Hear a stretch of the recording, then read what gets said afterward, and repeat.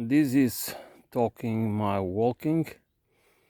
I am Rodrigo Ribeiro, just another voice in the wilderness. I want to talk about, do we need religion to be moral beings? The answer is no.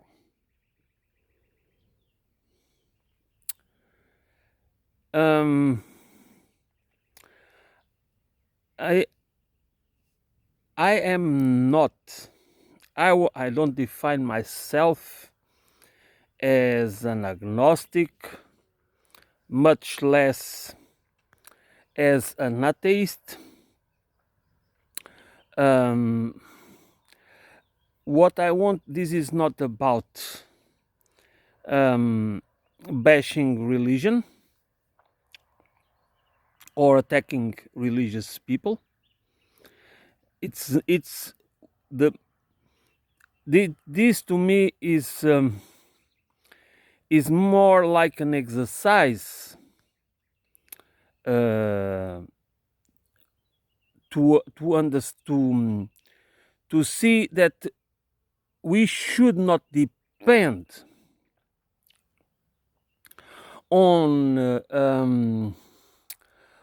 ideological or let me put it this way: we can't understand anything without ideas and without a lot of without everything that is part of language framing. Okay, language framing for us human beings is intrinsically part of how we understand reality. Okay, so therefore nothing, we cannot understand reality or ourselves without that the understanding of how language framing works. We don't need to understand it, it's natural in us, but it's good, it's important that in a complex society, where in a complex caste based society, a Ponzi scheme, a pyramid scheme that is used to control, top down control, you need to understand that language framing, and that's why religion is very important to understand, as a tool, as an instrument for social cultural engineering, not for liberation, not for spiritual development, which might be go together, but most of the time organized religion, okay, which is a form of power, top-down power, was used, or in another way, has been abusing two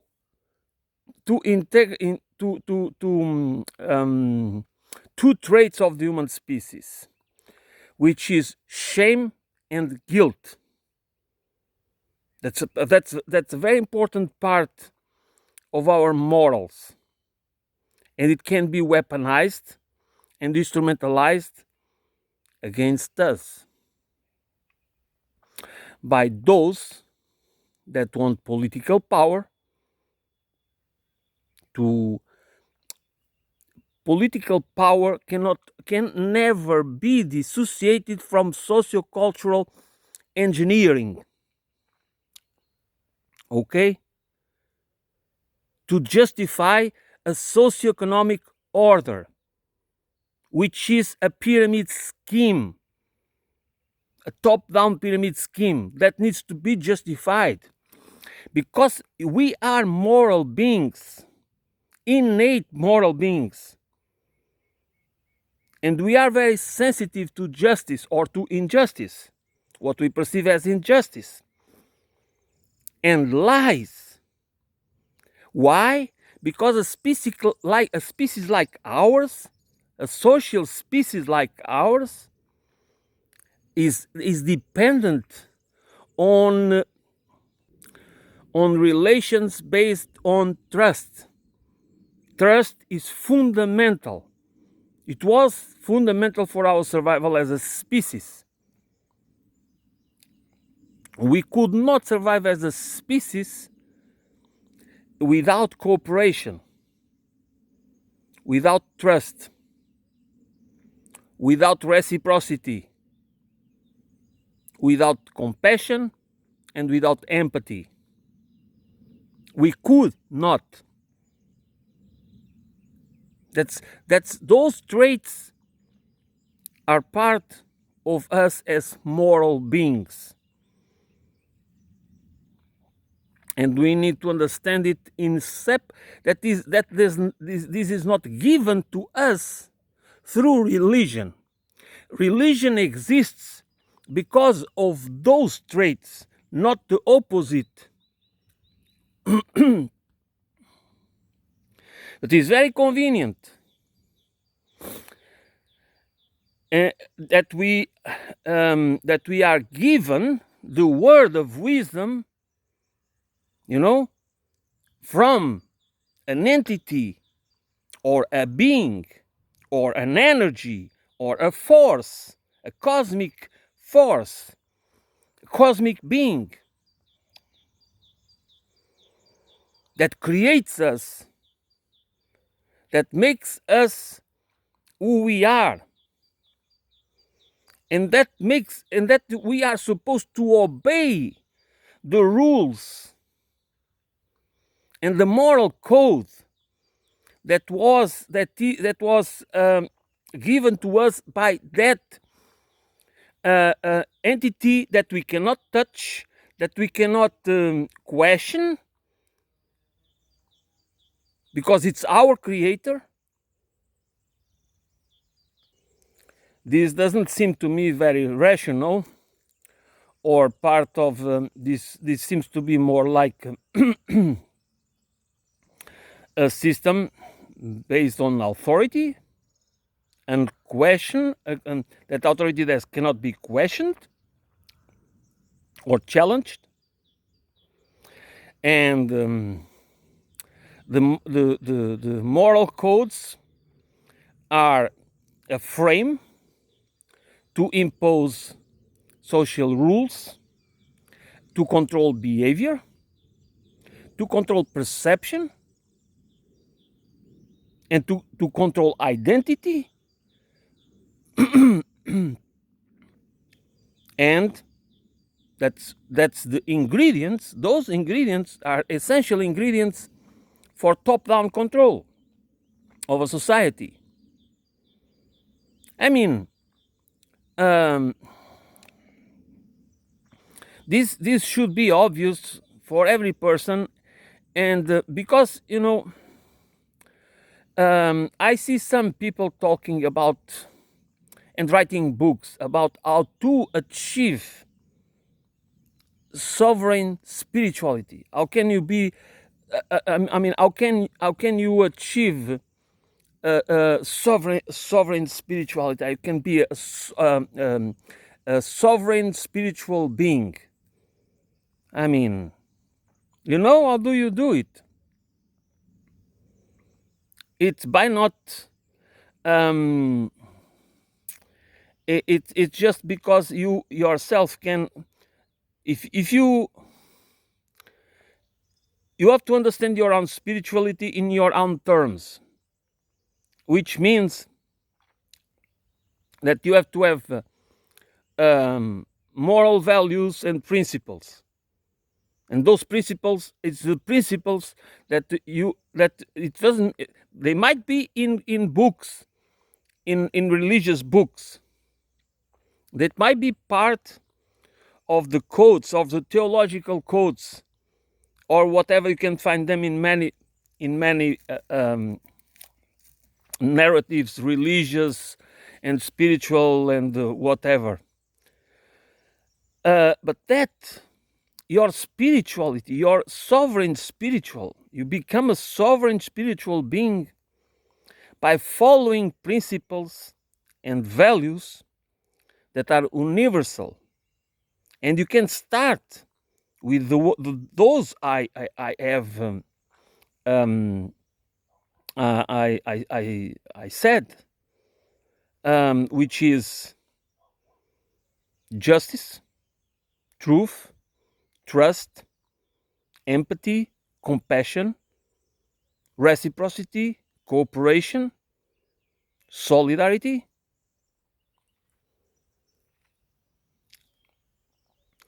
And this works universally, not just between human beings or between within groups, a specific group or tribe. Otherwise, you don't understand it. If you don't feel that these principles and these guidelines or these whatever you want to call it only function within the members of your family or within your tribe, you don't understand the nature of them. You are already um, um, poisoned with division. And the poison of the division is not spiritual, is intellectual, is cognitive, is psychosocial-cultural, is a psychosociocultural poisoning to is part of the is part of the perception manipulation that we all are exposed to in several ways and forms and dimensions and layers and so forth and so on. Religion doesn't save us. Religion, you can, I mean, for example, I can give you an example that is in many places that is that has been spreading for already decades in many places. The example of Christian Zionism.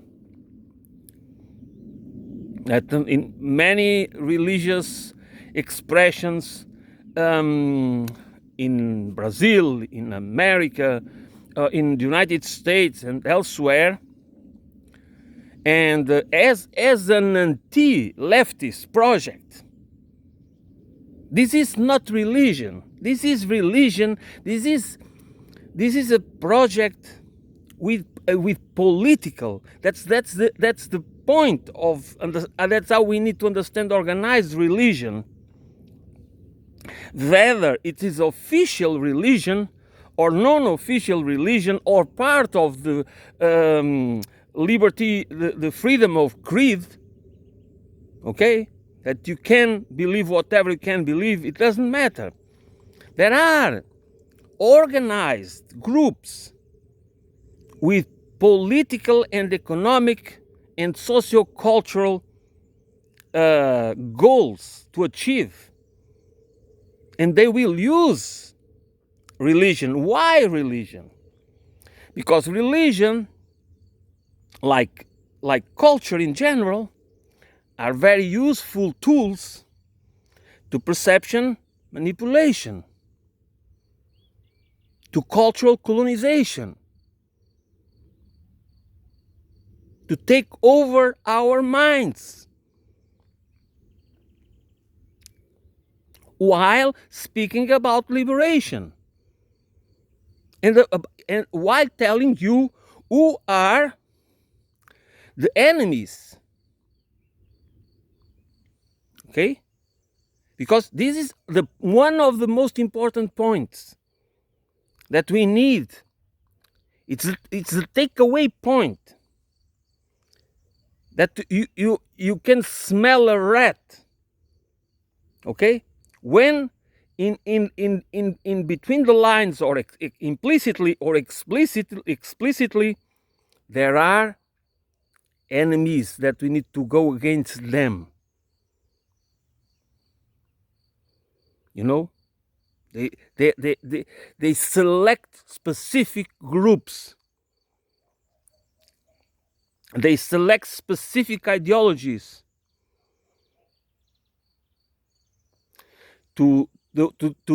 they select specific ethnic groups or racial groups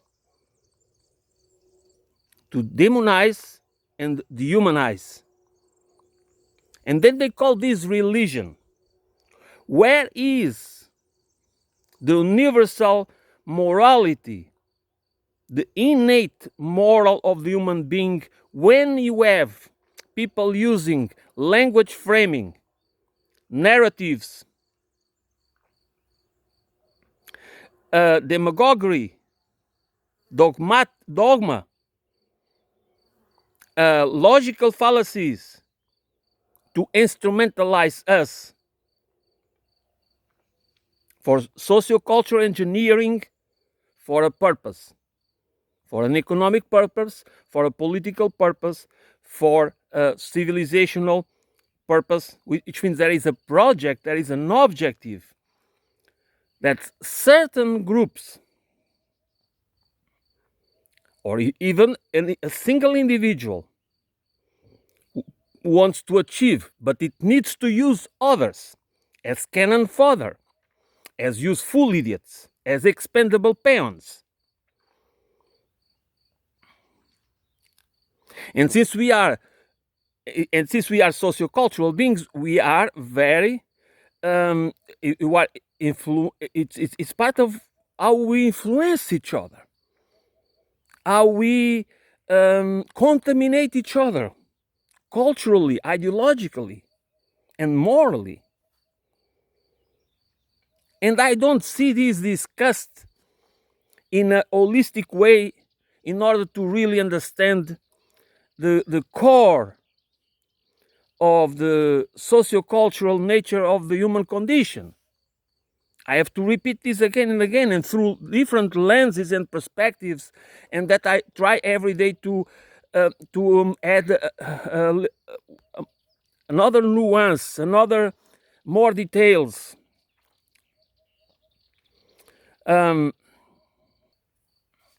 Spirituality has been with us since we are human beings. And why?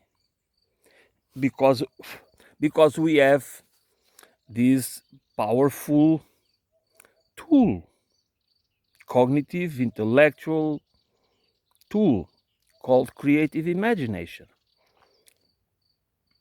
And we have this ability to create symbolic languages, to represent reality,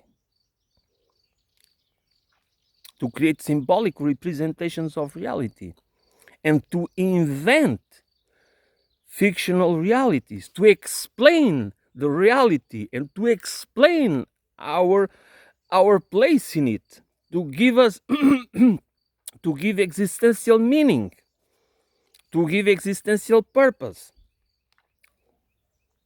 Therefore, the spiritual forces around us, the spirits, the existence of spirits, of anima, okay? You know, these forces, these existing forces behind the movement, because, you know, I have to repeat it again, everything, we need to understand everything as processes, systems, and relations. And this is where you live you live as human beings with our specificities. We observe around us and we see movement, change, cycles. Okay? And we need order. We need to give some certainty, some order in that changing environment. You know?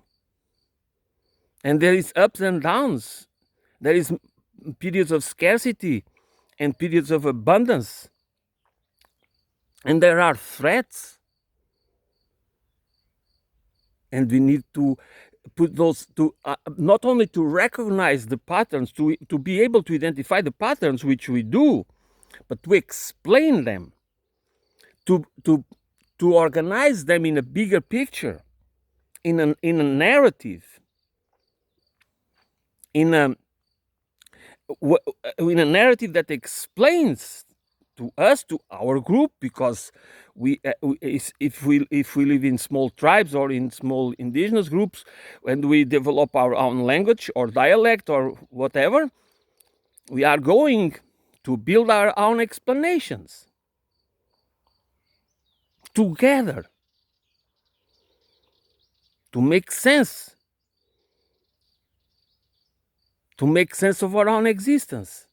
So therefore we organize these forms of relating to each other, and as part of the web of life, as culture is part of the web of nature. That's how we evolved. Our spirituality evolved to make sense of us as being part of the web of life, and as our cultural processes being part of the web of nature. Not as these perceptions that we have today of everything in a war, this division as culture against nature, opposed to nature, as humanity opposed to nature, separated from nature, as many religions tell us. That's why we cannot accept as moral beings. So as innate moral beings, we need I'm not saying that everything is bad about religion, but we need to be too critical, to have an analysis. When a religion that pretends to be universal, that pretends to explain everything before life and after life and between, okay? And nonetheless tells us that creates walls and uses shame and guilt as part of a moral code to instrumentalize us, to use us as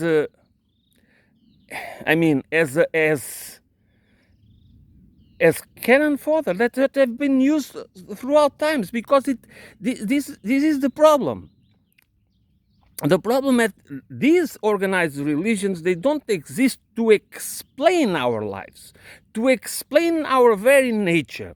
They exist to justify an unjust system of classes or castes, this pyramid scheme that cannot be accepted, that we do not need to survive as a species, and we need to reject it, because it is exactly a system that was created, that was organized, because we allowed the people that lack empathy, the psychopaths and the sociopaths, which the narcissists, the megalomaniacs, the opportunists without scruples, the cruel people, to take over. And that's our fight. We need to fight. There is the true spirituality, or a true religion, if you want.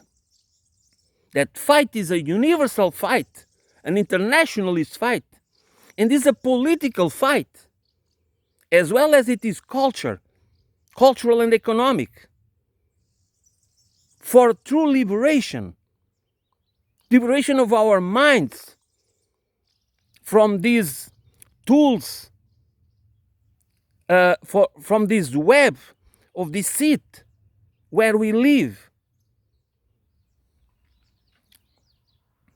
This is not only a political and economic struggle, which is for sure, it is always a political and economic struggle, but we need to understand it also as a sociocultural, because of the very nature of our species.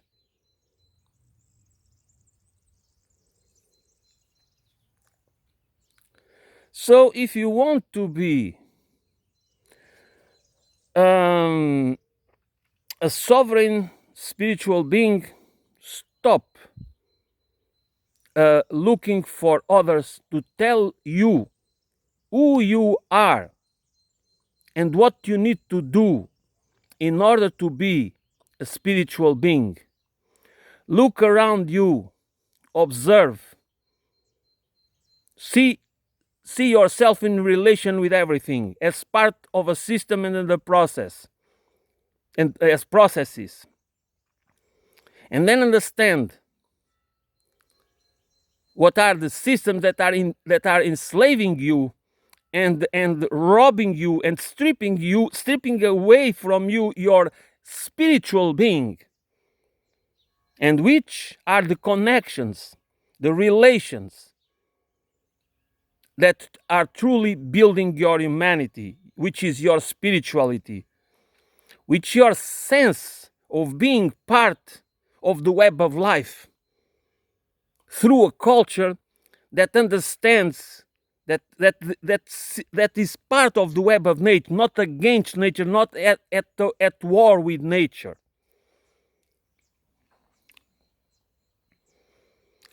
So this is my message for today. I mean, I really hope that it resonates in some of you. I also hope to have. I don't pretend. I don't own the truth. Okay, all right. So I don't pretend to be what I say is the truth or it's perfect. No, it's not the point. I every day try to understand in a more deeper and more holistic way. And I think it's the purpose of my life at this point in my life. Okay? Thank you for listening. I will be back soon.